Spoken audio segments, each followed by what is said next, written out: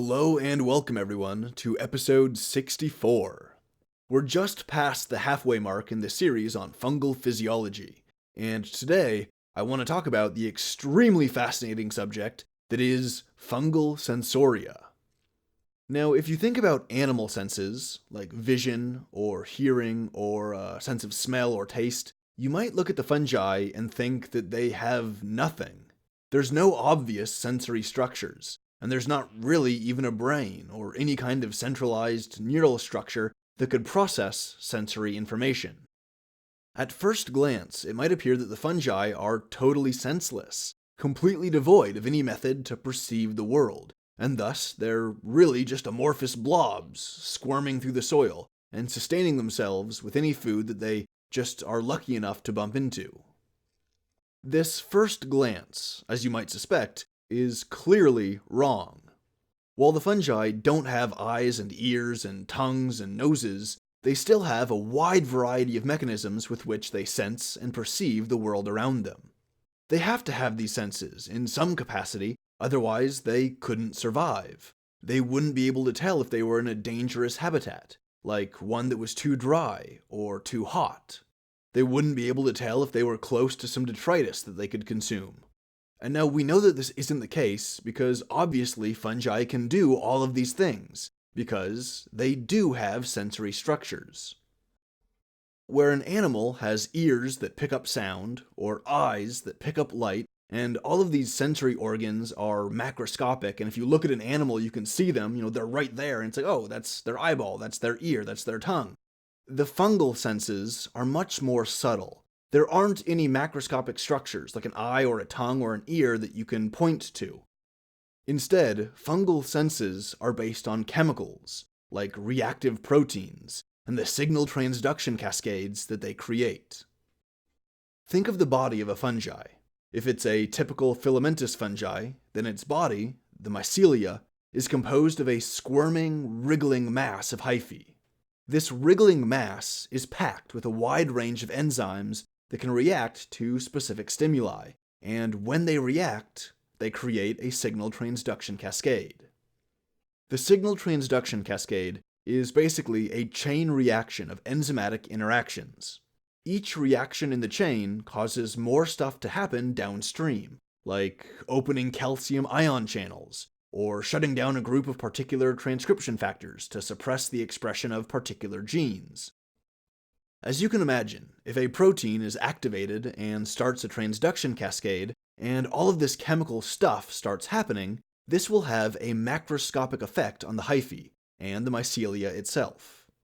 Evolution has shaped each signal transduction cascade to do something specific, to initiate specific responses in the fungi depending on whatever stimuli happened to get it all started. Alright, so let's start with something fundamental, like gravity. Gravity is ever-present across time and geographic space, and so all organisms that exist on the dry surface of the Earth are exposed to this gravity. There is an up and a down, and the organism's body must orient itself appropriately. The ability to sense gravity is called gravitropism. Plants can do it, animals can do it, and so can fungi. There are many reasons why the fungi needs to be able to perceive gravity, but perhaps most important is so that the fungi knows how to orient its fruiting structures. The fruiting structures have to be raised vertically and lifted as high as possible above the ground so that they can spread their spores as far as possible. The most common method of fungal gravitropism involves sedimentation, where heavy granules sink to the bottom of a solution and then exert pressure on some kind of sensor structure, like a network of F-actin protein filaments that wraps around the solution. It's kind of like when you're standing on a trampoline. Your weight is pushing down the trampoline right underneath you, and it's stretching out the trampoline all around you. Someone who's lying underneath the trampoline with their eyes closed would be able to tell where you are on the trampoline by feeling the huge indentation that you're making. Now, a quick aside, if somebody's jumping on a trampoline, you should not be lying underneath the trampoline. That's an extremely dangerous place to be. Okay, so don't do that. Alright, safety tip over. Back to the episode. So now take this two-dimensional trampoline metaphor and apply it to a three-dimensional spherical net, or a mesh, of actin filaments that surround a vacuole. Within the vacuole, you have a fluid solution, and some solid granular particulates that will eventually settle to the bottom of the solution. Because the granules are heavy, when they settle at the bottom, they will push, they'll apply some pressure against the actin mesh, like the kid on the trampoline. The location of the indentation within the actin mesh is the signal that reveals the direction of the pull of gravity. The cell can feel the tension within this actin mesh, which provides a sense of orientation. The cell can now tell the difference between up and down, so it has a sense of its position, it has a sense of orientation. And after this directional signal has been sent out, the cell will respond by redirecting its vesicle traffic and growing its cell walls so as to bend its hyphae where it needs them to go. It'll bend them to point upwards to build the reproductive structure. However, the single-celled fungi, Phycomyces blakesleanis, has a unique method of gravitropism. Instead of relying solely on the sedimentation of heavy granules, they also use floating wads of fat. These lipid globules are buoyant, and they rise up against the pull of gravity to float at the top of a solution. Here, they will push upwards against the network of actin cables, or filaments, and because these filaments are mechanically connected to ion channels, when they're pulled taut by the upward pressure of these buoyant lipid globules, they'll pull ion channels open. They'll pull the lid off of the ion channel. This directionally dependent opening of calcium and hydrogen channels influences the bending and elongation of the cell, and thus the overall direction of hyphal growth. Now, while this lipid method is unique to this particular Phycomyces species, it's used in combination with a more traditional sedimentation method. The cells have vacuoles, and these are filled with proteins floating in a solution. The proteins are called octahedral crystal matrix proteins, or octins, and they form crystallized sediment. This sediment accumulates on the bottom of the vacuole, and the subsequent pressure signals, in combination with the lipid globules, work together to create the full gravitropism response. Now, the octins are interesting in their own right. A lot of fungi species have the genes to produce them, and it's believed that they were originally produced in a bacterium and handed off to a single-celled fungal ancestor through horizontal gene transfer. Some of the studies that I've been reading have suggested that this octin wasn't actually used for gravitropism in the bacteria, as these little bacteria were so small that even minor thermal fluctuations would be enough to scramble the crystals. This fundamentally prevents their use as a sedimentation signal. But when the genes for these octins were handed over to the fungi, and the fungi formed colonies and primitive fruiting bodies, only now were the octins in an anatomical context where they could actually form sediments. Thus, they could be shaped by evolution into a gravity-sensing organ. So, gravity is pretty fundamental, but so is light, and fungi have evolved ways to sense various wavelengths of light. They might not have a lens and a retina, but fungi do have their own range of visible light wavelengths. They detect light with pigments that absorb particular wavelengths, and upon absorption, they pass that information along as a signal, which causes the signal transduction cascade, and that induces some kind of particular response. It'll be the fungi's particular response to that particular wavelength. Now, the fungi have three distinct light-sensing systems.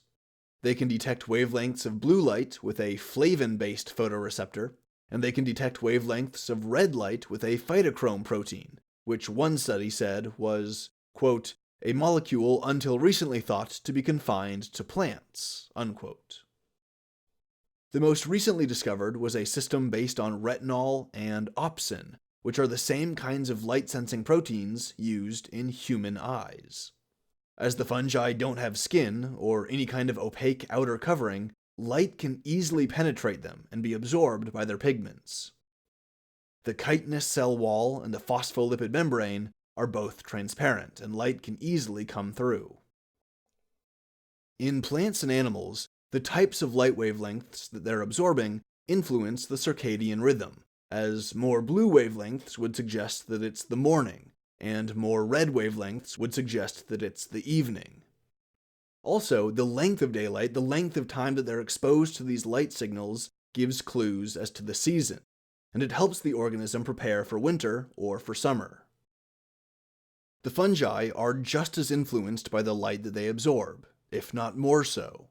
The diverse systems and classes of photoreceptors allow the fungi to establish complex responses to light stimuli. Light exposure can induce massive changes in gene regulation across the mycelium, which in turn creates a macroscopic response. These light stimuli are the same things that other organisms perceive, like shortening daylight periods, or the transition from blue to red light that happens as morning transitions to evening. And the fungal responses include everything from the coordinated growth of a fruiting body or the timing of spore dispersal to the regulation of metabolic rate, and even the rate of toxin production. Okay, so we have gravity and light sensing, but we're still not done with the fundamentals. What about temperature? Temperature, be it hot or cold or some comfortable intermediate, temperature is an ever-present variable. Fungi need to be able to sense the temperature, because just like the kind of light stimuli they're getting, the temperature stimuli regulates all kinds of biochemical and physiological responses. To demonstrate this, let's talk about mammal fungal pathogens. These thermotolerant fungi have to be able to survive inside the body of a warm-blooded mammal, which is typically kept at around 37 degrees Celsius. Pathogenic fungi that have mutations that make them unable to sense heat or unable to respond physiologically to the heat signals are generally unable to infect an animal host. There's a few species of fungi that live outside in the soil, where they grow as filamentous molds, but their spores can be inhaled or ingested by a mammal, where they become exposed to the warm temperature inside the creature's body. When the spores are exposed to this heat, they take on a pathogenic morphology. They change, and inside the body, in this pathogenic form, they grow as yeast, as single-celled fungi. The chemical sensor that's used to detect this heat is a histidine kinase enzyme called DRK1. When a mammal's body senses that it's being exposed to a lot of heat, it will trigger physiological and behavioral responses to compensate. The mammal might sweat or pant to use evaporating water as a vehicle to remove heat. The fungi is the same way. The heat stimuli triggers a physiological response, except the fungi isn't trying to cool down. The response to heat on behalf of the fungi is to become more pathogenic.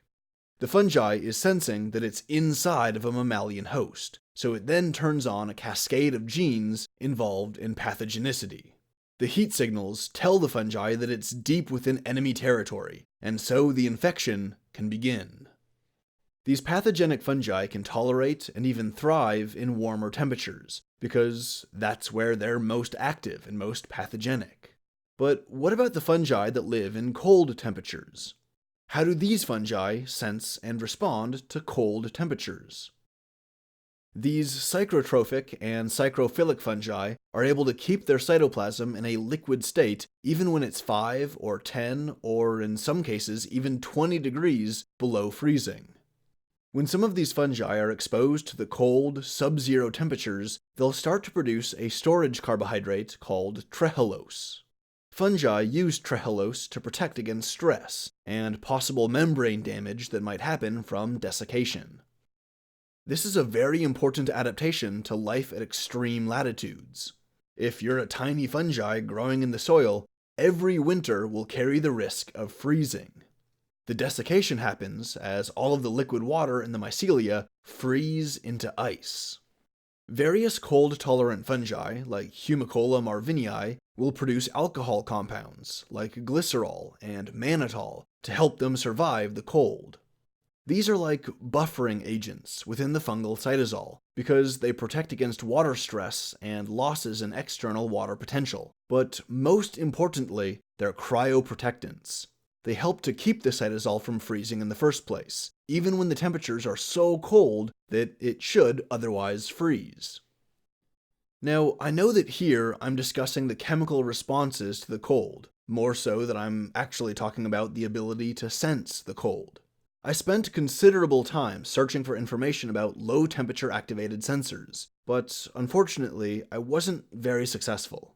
Either I just didn't look hard enough, or there's a general lack of published research about it. Unfortunately, you'll notice that this is going to be a recurring theme for fungal sensoria.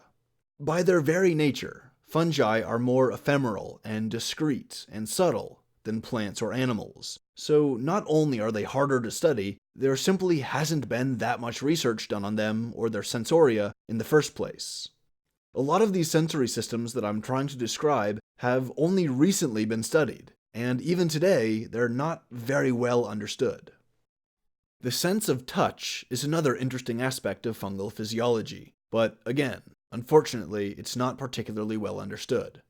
We know that fungi have some kind of capacity for a sense of touch, although we don't really understand how it works.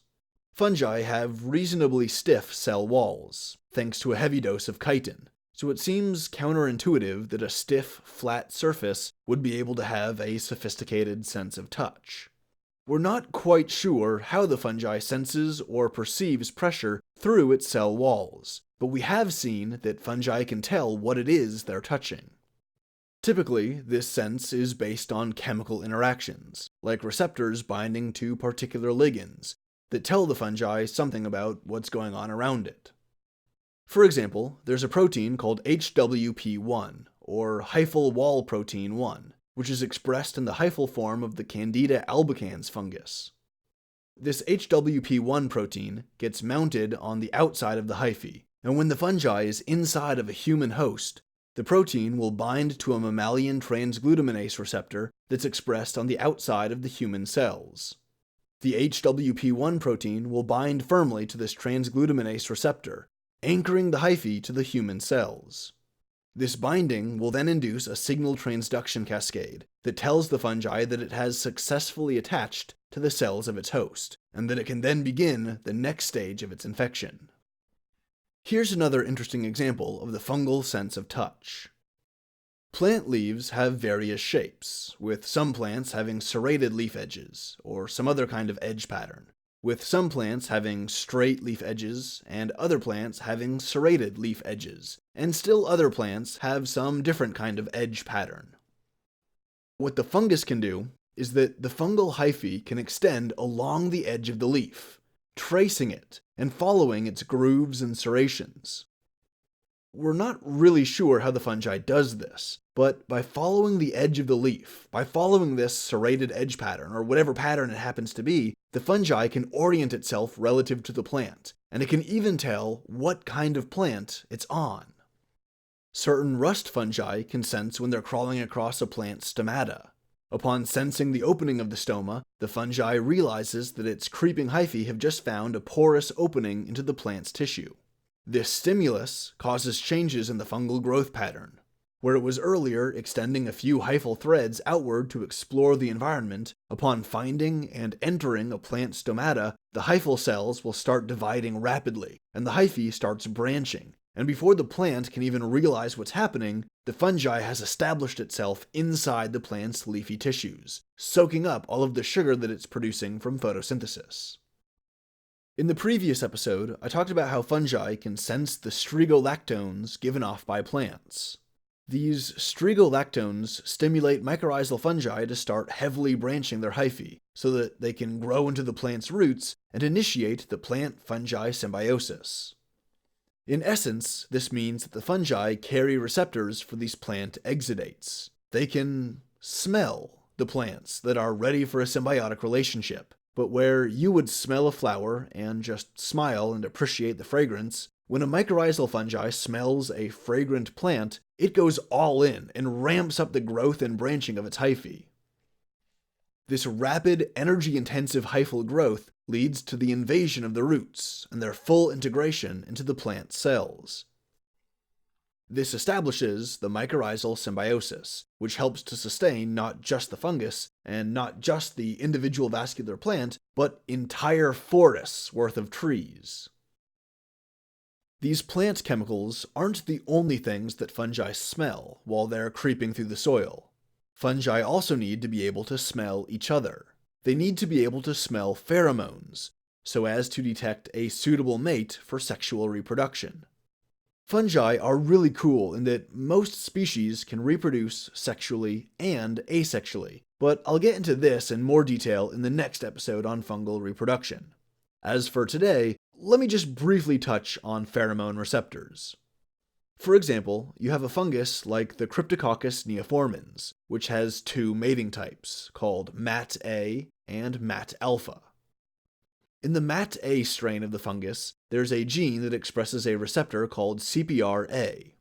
These CPRA receptors can detect the pheromones produced by the MAT-alpha mating type, called the MAT-alpha pheromone. These receptors will thus tell the C. neoformans fungi that a compatible reproductive partner is nearby, so that mating can successfully commence. But the CPRA receptor has functions that extend beyond mating. Its signals are also involved in the survival and growth of the fungi when it's growing inside of an animal host. In a more general sense, fungi secrete pheromones called mating factors, which can be released into the air, or if they're water-soluble, into the lake or pond or puddle near where the fungus lives. A class of G-coupled protein receptors, including receptors called STE2 and STE3, are used to detect and bind to these mating factors, to these pheromones. These kinds of receptors are basically what the fungi use to smell the presence of a compatible mate, which can lead to mating. The specific details of the mating process depend on the species, but like I said, I'll get into this more in the next episode. There's a really cool part of fungal sensoria called quorum sensing. Quorum sensing is best known as a mechanism of communication in bacteria colonies, where a colony of single-celled bacteria can communicate with each other and respond to stimuli almost as if they were a single organism. I talked about this briefly in the last episode, where I mentioned how the Coprophilus inkcap mushroom produces lactinase molecules which disrupt this quorum communication and impairs the bacteria. It's a kind of fungal antibacterial mechanism. Quorum sensing in fungi is basically the same thing. It's just scaled up and adapted for the fungi. It's essentially a means of chemical communication between fungi that stimulates them all to undergo some kind of collective physiological response. For example, farnesol is a chemical signal detected by the Candida albicans, as is the aromatic alcohol tyrosol.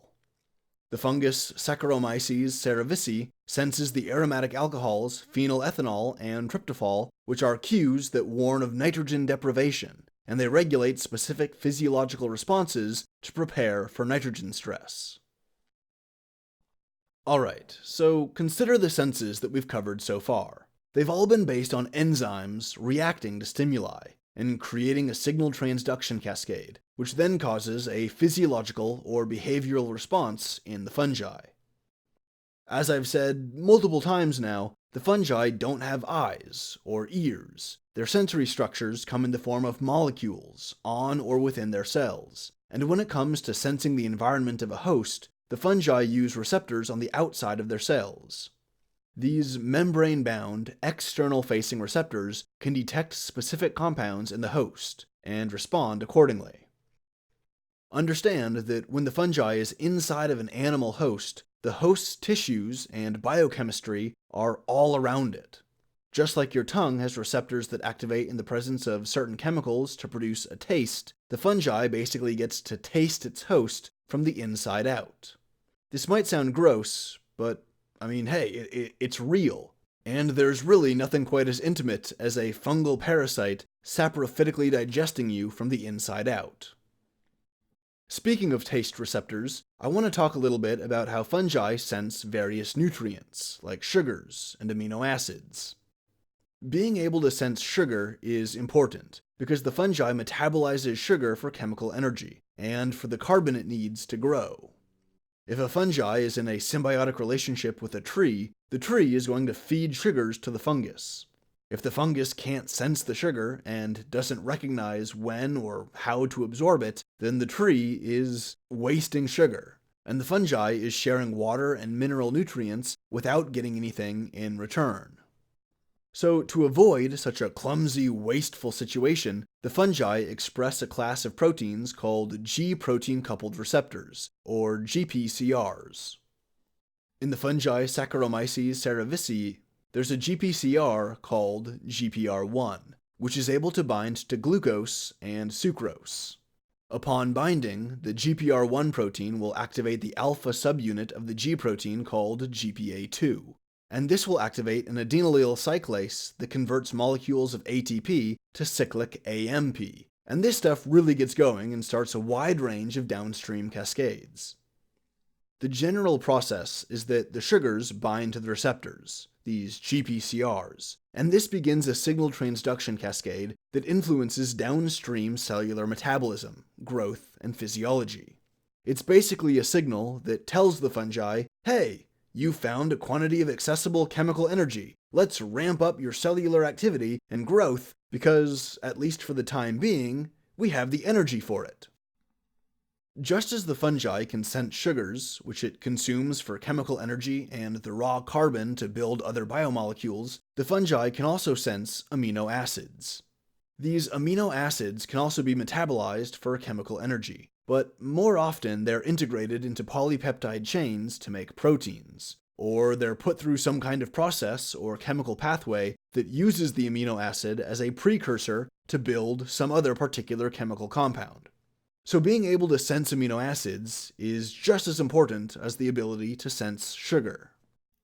It turns out that many fungi use the same family of proteins, the same GPCRs, to sense both types of chemicals. For example, the human fungal pathogen Candida albicans has a homologue of the GPR1 receptor, which is literally a mutated version of that receptor, like a sibling in a gene family. And it can sense not just glucose, but also amino acids like alanine and methionine, and this in turn will activate cyclic AMP signaling, and the fungal equivalent of sensory perception, of taste perception. Other fungi have sensory receptors that are more preferential for amino acids, like the Cryptococcus neoformans, which has a GPR4 receptor that's really important for sensing methionine. In response to this signal, the subsequent chemical cascades regulate the production of spore capsules and other mating processes. So them sensing methionine with this GPR4 receptor primes their body for reproduction. Now, I should clarify something about the GPCRs. These receptor proteins that fungi use to sense stuff aren't exclusive to fungi. In evolutionary terms, the GPCR family is ancient. It emerged around the time that multicellularity did, so virtually all eukaryotes carry some of these GPCRs. These receptors are so fundamental to eukaryotic life that they've been highly conserved across evolutionary time. To get some perspective on this, consider the following. Humans have GPCR genes, and more than half of these genes code for olfactory receptors, as in receptors in your nose that smell stuff. These receptors are activated when they bind to various molecules, and this sensory signaling tells you what you're smelling.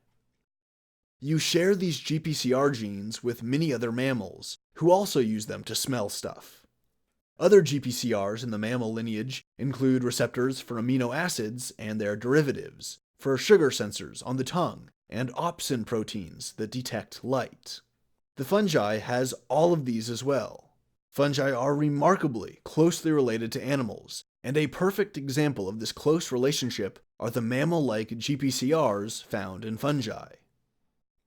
Because fungi express these G-protein-coupled receptors on the outside of their hyphae, and because these hyphae compose pretty much the entire mycelium, this means that the fungus's entire body is basically one continuous sensory surface. Where you and me, as vertebrate mammals, have specific sensory structures with a discrete quantity of sensory tissue, like your eyes or your nose, In contrast, almost every cell in the fungi has the capacity to sense everything I've talked about today. All it takes is the expression of the right genes, and every cell can have whichever GPCR expressed on its surface. All it takes to detect gravity is a vacuole filled with fluid and sedimentary granules, and the fungi can generate a cell with a vacuole basically anywhere in its body.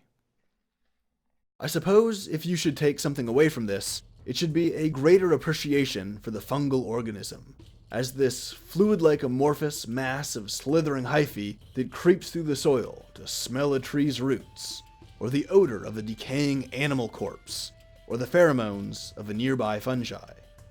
As the mycelia permeates through the soil, its massive hyphal network will feel its way across every grain of soil and rock, tasting sugars and amino acid residues in its eternal quest for food.